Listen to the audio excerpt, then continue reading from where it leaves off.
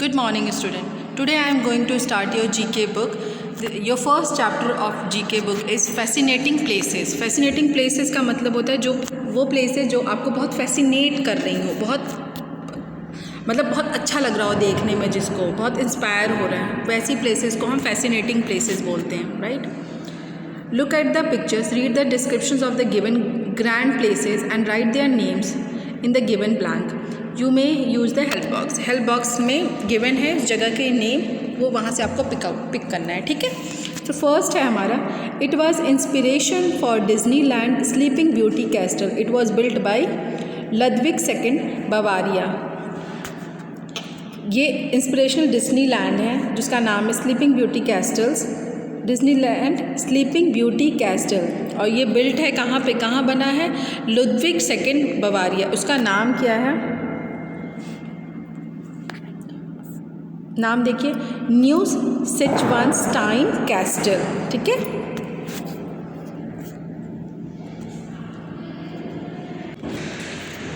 Second point है हमारा, it is the greatest monumental structure in Tibet. It is situated 130 metre above the Lhasa river valley. Tibet में एक greatest monumental structure है जो कि Lasa river valley के 130 metre above है, ओके, जिसका नाम है पोटाला प्लेसेस, ठीक है. तब पोटाला प्लेसेस. नाउ थर्ड है आपका,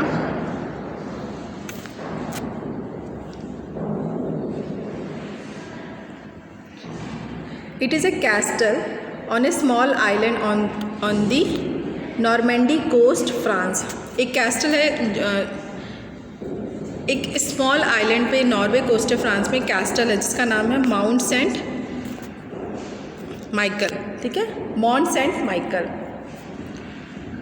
फोर्थ पॉइंट है आपका, it is one of the most fascinating castle in the world, is located in Japan. एक बहुत सुंदर कैस्टल है, कहाँ पे लोकेटेड है? वर्ल्ड में, जापान में, okay. Now come to the quiz time. Quiz time में क्या क्वेश्चन आंसर है आपके? Take the correct answer. It is the largest brick gothic castle in the world. क्या नेम है इसका? Malbork castle. Which of the following is the largest Asian castle in the world? Is Prague castle. Third है, एक castle integrated in the cave in Slovenia. Castle का नाम क्या है? आपका है प्रीजडमा कैस्टल, ओके. सो ये आपका चैप्टर से रिलेटेड थे question answer. So I hope clear हो गया होगा, ठीक है स्टूडेंट. और कोई प्रॉब्लम होता है तो you can ask me, okay students. Now we are going to second chapter of this book.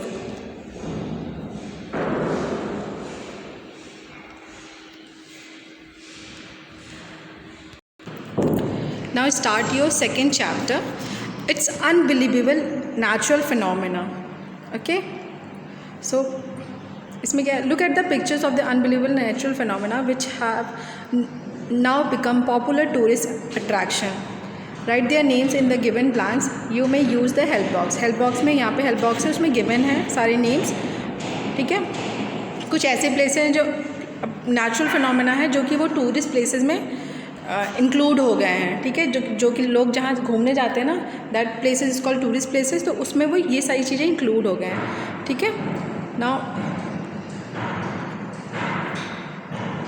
First है आपका, this is a natural create.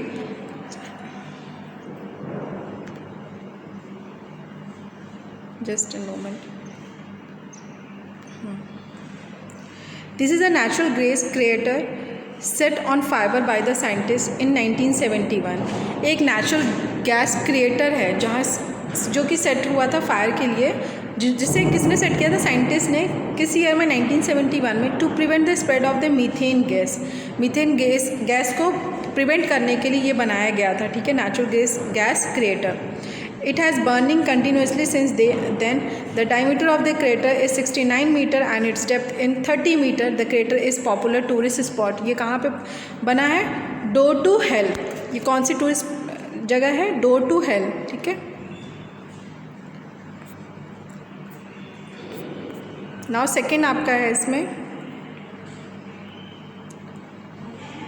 white bubbles are formed when the dear organic matter on the lake bed release methane gas that freezes just inches under the cold surface of the lake. These bubbles are highly flammable with the deadly effort.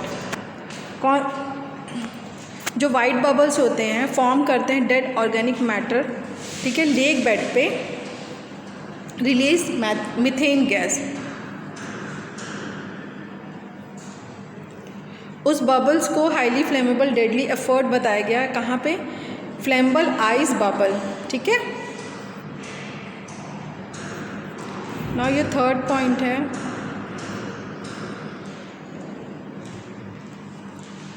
Many species of the phytoplanktons are known to emit light when they are washed ashore by the tides.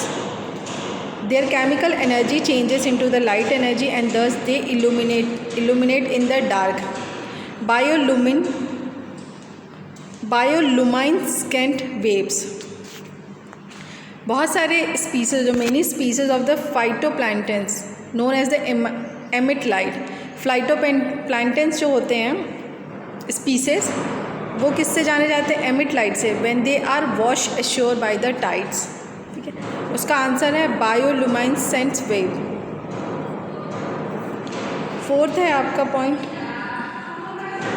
It is a salt lake in some areas where they highly evaporated takes place, water evaporate and salinity level increase, thus cyanobacteria increase, this red pigmented photosynthesis organism give red color to the lake, that call is red lake.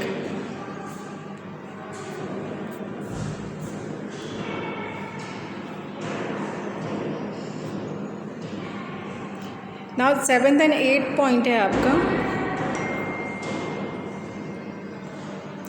it is a giant submarine sinkhole circular in shape, over 300 meter in diameter and 124 meter deep. It is the greatest tourist spot and part of the World Heritage Site.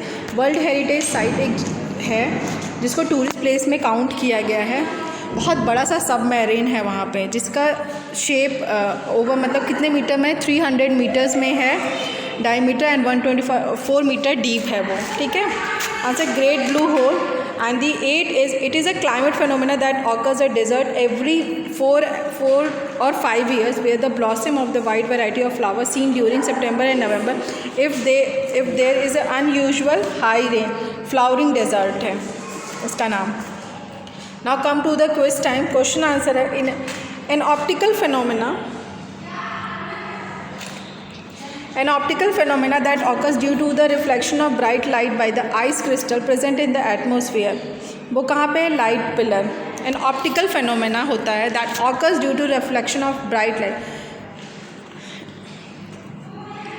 Ice crystal present in the atmosphere. Atmosphere में एक reflection of bright light, मतलब एक light आती है, optical phenomena उसको कहते हैं, उसका नाम है light pillars. Then nacreous cloud are the type of polar stratospheric spheric clouds. Third point है आपका, थर्ड पॉइंट है a dirty thunder storm is a phenomena in which the lightning occurs in volcanic plume. एक बहुत गंदा सा thunder storm है, उस phenomena occurs होता है लाइटनिंग में, जिसका नाम है वॉल्केनिक प्लम।